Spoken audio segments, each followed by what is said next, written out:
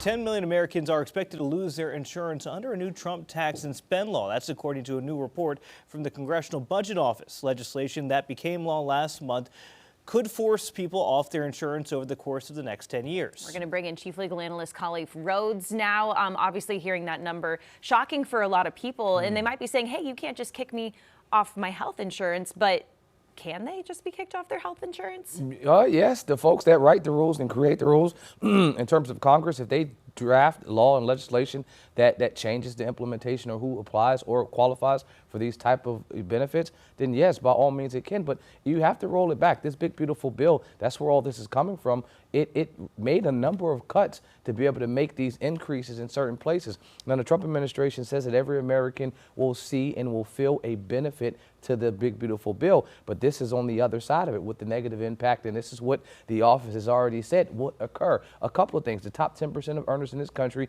will get probably a bonus, what they're estimating, of $13,000 of increase in income or wealth to that percentage of our population. But on the flip side, the lower 10%, the lower income, the poor, the unearned, the under-earning folks in our society will get a negative $1,300 in their income and or wealth. And how do they come up with that number? They're pointing to these programs, the loss of SNAP, the loss of Medicare, the loss of access to benefits and programs that were there a year ago and maybe a couple months ago, and that will no longer be there. You know, we've been over the last couple of weeks talking about Senator Thom Tillis of North Carolina resigning. One of the things that he was criticized by the Trump administration was he stood up against the big, beautiful bill, saying, what am I supposed to tell 663,000 people in 2 or 3 years when the president breaks his promise by pushing them off Medicaid? Is this legal, just frowned upon? I think it's a little bit of both. I mean, it's clearly legal. And it's clearly frowned upon on some parts of the aisle. I think on the Democratic side, over the last number of years, they have supported programs that the Republicans have called entitlement programs that support and benefit the lower folks in our societies, trying to benefit and prop them up in places where they don't have opportunities or support. In the Republican side, they entitlement programs that can be cut and removed. And so are they allowed to do it 100%? This is what you elect folks to Congress to do.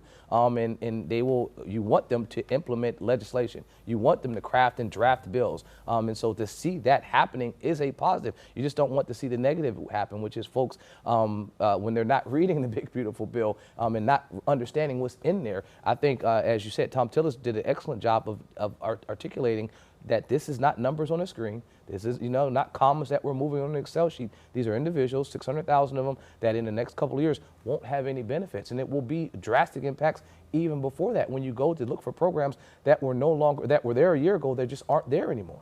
Khalif, what about the legal challenges that we've seen to the work requirements there? That's something that the big, beautiful bill has in there. I mean, we've seen courts rule against changes to Medicaid for that, saying the work requirements aren't valid because it goes against the purpose of Medicaid, which is to offer health insurance to low-income individuals. So is there not a chance for a legal challenge there? There are challenges. There are chances and opportunities for legal challenges there for sure. I mean, let me start with a few things.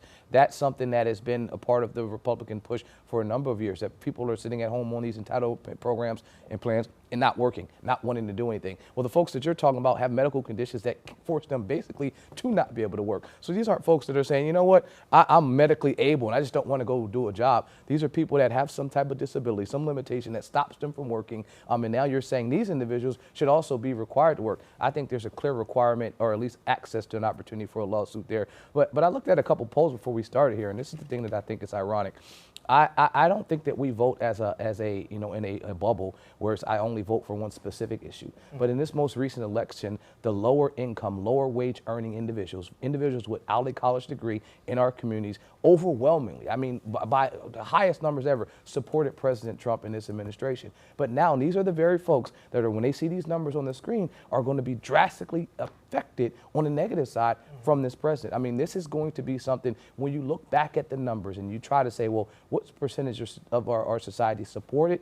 I mean, every poll that I've looked at showed that lower income folks supported the Republican ticket overwhelmingly. But now when that big, beautiful bill will cut on the bottom 10%, will probably cut on the bottom 20%, because the numbers they showed, when I looked at those numbers, that bottom 20 was only getting an increase of like $200 compared to the $13,000 that's at the top. I didn't encourage everyone to actually look at the numbers to see what they say, because now when these numbers have been released, you have the Republican Party saying that they dispute the numbers. This is actually what this office does. They put out these reports to show what the impact of what a bill will do. And now they're saying that these numbers are not accurate. I'm surprised. All right. Well, Chief Legal Analyst Khalif Rhodes with us. Thank you so much. Queen City News Plus. Just search Queen City News on your smart TV's app store.